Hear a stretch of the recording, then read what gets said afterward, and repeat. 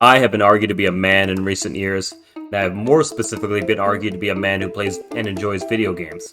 Some I will play twice, and some I will never pick up again after I've finished. Most of the time, the term replay value has been assigned to the games you replay. Today I'm going to be looking at replay value and explaining it, since I think people assign the term to games because they want to replay it. That's all fine and good, but I want to actually analyze what we are looking at here.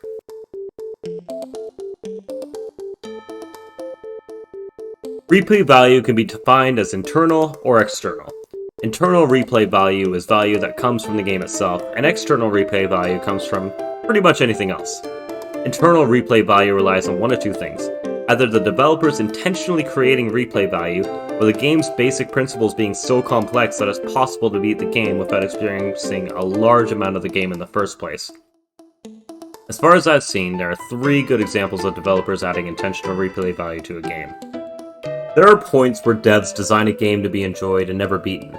Two common examples are racing games and party games. I'll be using three examples because they're all well known though: Super Smash Bros., Mario Kart, and Mario Party.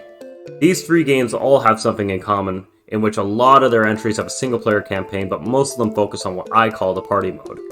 The party mode is 90% of what people play for each of these, respectively Smash Bros. Versus Mode, Mario Kart's Grand Prix, and the Mario Party's Battle Royale.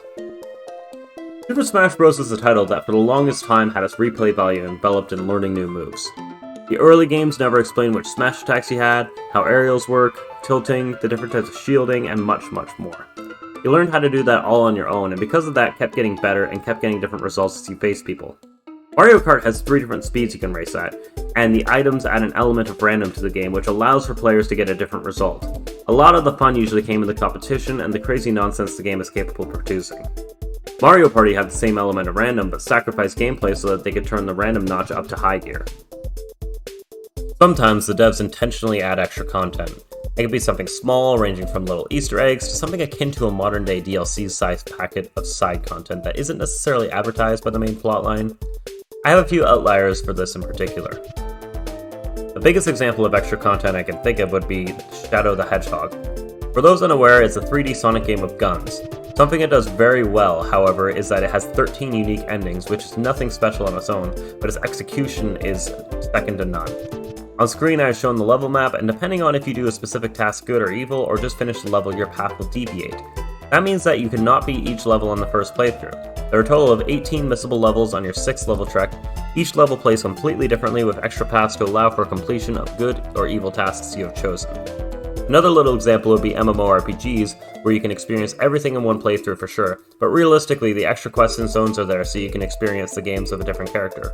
World of Warcraft was the first example, and it had racial stats and class bonuses that make it so that you have so many opportunities to do different things. More recent games have a lot more interesting gameplay to differentiate these classes further, but this is the one I'm familiar with. I would also like to mention that there are multiple leveling zones per level group. That means that no two playthroughs would follow the same questline unless you chose to do that. There is also the option to level through dungeons instead of the zones, or do a bit of both. The devs intentionally create reasons to play the same content again. There are 3 ways that I can see that being implemented. Implementing a rank system to unlock bonus or just other content. In the case of Sonic Adventure 2 Battle, you complete every main stage 5 times with different factors influencing them. 1 is to just finish the level, 2 is for a 100 ring collectible, 3 is to find the Lost Chow, 4 is a time mission, and 5 is the hard mode, which adds new obstacles, enemies, and all sorts of other things. To 100% the game, you need to get an A rank on every single one of those, which involves factors like rings collected, time, attacking enemies, and the best chain build as to get the most points. One of them, or a combination of all 3 with varying degrees of importance depending on the character and mission type. The achievement systems are set in place for a number of different reasons.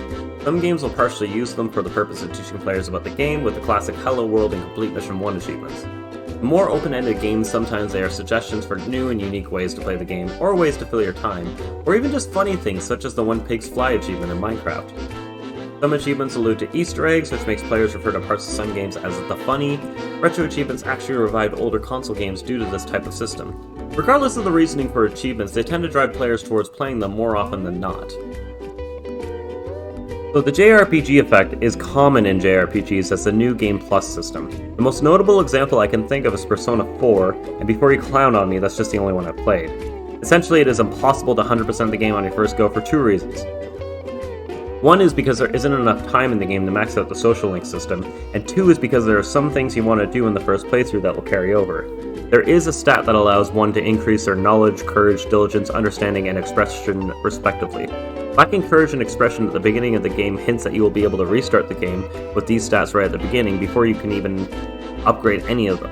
When Mr. Morioka introduces you as a transfer student, you don't have enough courage to say the thing that everybody wishes they could say in that video game. Looking back on my footage, I realize you can say it. It increases your courage. I'm gonna go shower with my toad. The original Borderlands does this exceptionally well by allowing you to restart the game from the end and playing the game for a second time. Upon the second playthrough, as you near the end of the DLCs of the second playthrough, you're finally at a level high enough to fight a boss in the first save called Cromrax the Invincible. I've not checked this if you can do it in the second save, seeing as the level cap is 72 or something like that, and fighting him in save 1 is level 69, but I really like how some of the things that are just straight up not possible until you finish the game twice or nearly twice. It should be known by now that we have more artificial replay value than actual replay value. We can shoehorn any level of reason to add replay value, but at the end of the day it's kind of pointless to argue this. I'll just put in some notable examples, such as watching somebody else play the game, as it was one of the earliest forms of replay value. It originated with watching friends go through the struggles as you did, and possibly backseating them to YouTubers, and finally to Twitch streamers. At some point we became privy to trying to get the best times in games. The earliest I know is of course Todd Rogers, but the Mario Kart 64 speedrun community was active in the early 2000s. It became notorious by the 2010s and basically a popularized style of gaming by 2020. Sandbox games also allow every world to be different, which is the trigger nostalgia will pick up on, and give your brain dopamine for replaying a game like Minecraft. I think most people who played it back in the day have many thousands of hours into it due to this effect. Roguelike games have the same build that sandboxes do, except in these, every run is different, but it follows a lot more rules. It's a more structured playstyle and can offer more replayability.